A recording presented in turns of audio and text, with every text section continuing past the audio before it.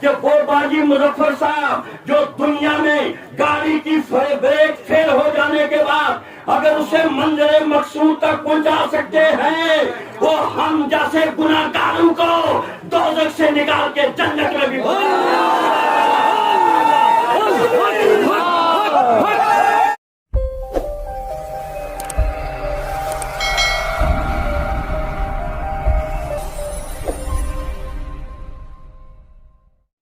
یہ برائی کی زمین لگا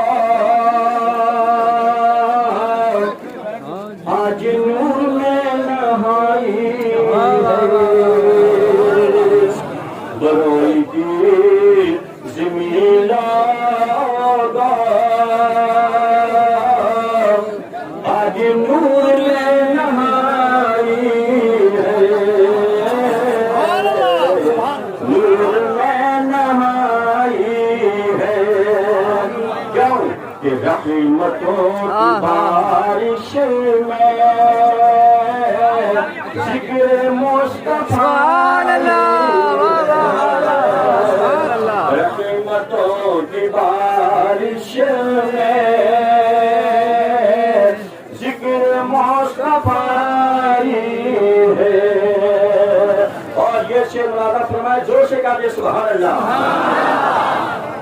یا رسول اللہ دیجئے انہیں آقا دونوں لانے کا صدقہ، دیجئے انہیں آقا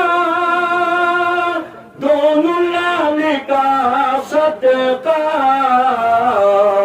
جس نے آج کی محفل شان سے جس نے آج کی محفل شان سے سجائی ہے۔ اور آخری شعر مولانا فرمائی ارشاد ارشاد۔ جس کے دل میں کینہ ہے سرور دو عالم سے، جس کے دل میں کینہ ہے سرور دو عالم سے، اہل حق کی نظروں میں وہ گونجے گا بھائی۔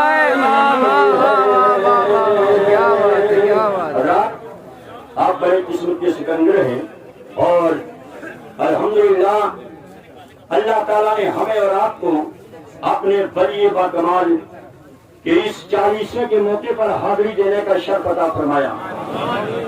جو اللہ کے ولی ہوتے ہیں وہ دنیا میں نمازیں پڑھتے ہیں، ہمارے اور آپ کی جیسے نہیں، ان کی نماز بھی عشق کی نماز ہوتی ہے، محبت کی نماز ہوتی ہے، پیار کی نماز ہوتی ہے۔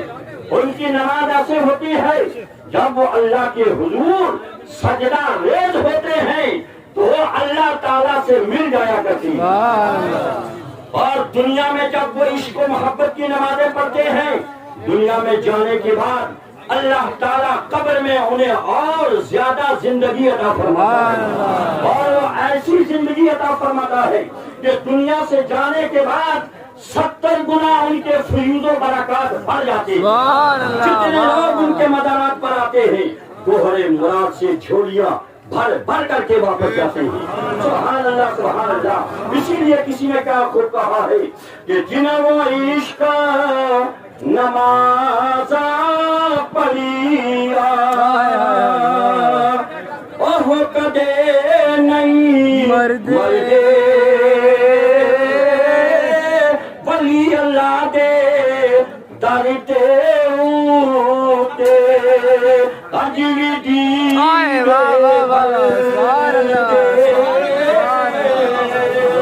سبحان اللہ۔ حضرت غازی مظفر صاحب رحمت اللہ تعالی علیہ کا مدار ایسا مرجع خلائق ہے کہ صبح شام روشنی ہو رہی ہے، رات کو بھی دیے بل رہے ہیں، دن کو بھی چراغ جل رہے ہیں۔ اللہ اللہ، یہ وہ اللہ کے ولی ہیں۔ ابھی آپ سماعت کر رہے تھے کہ سورنپور سے آگے جاتے ہوئے بریک فیل ہو گئی گاڑی کی، باجی صاحب نے فرمایا چلنے دو۔ سبحان اللہ۔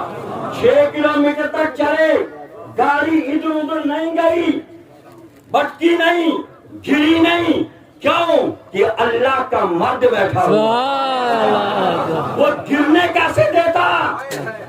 لہذا بریک فیل ہو گئی، پھر بھی گاڑی کو منزل مقصود تک پہنچا دیا۔ اس بڑے مجمع میں بڑے ذمہ داری سے کہہ سکتا ہوں کہ وہ باجی مظفر صاحب جو دنیا میں گاڑی کی بریک فیل ہو جانے کے بعد اگر اسے منزل مقصود تک پہنچا سکتے ہیں، وہ ہم جیسے گناہگاروں کو دوزخ سے نکال کے جنت میں بھی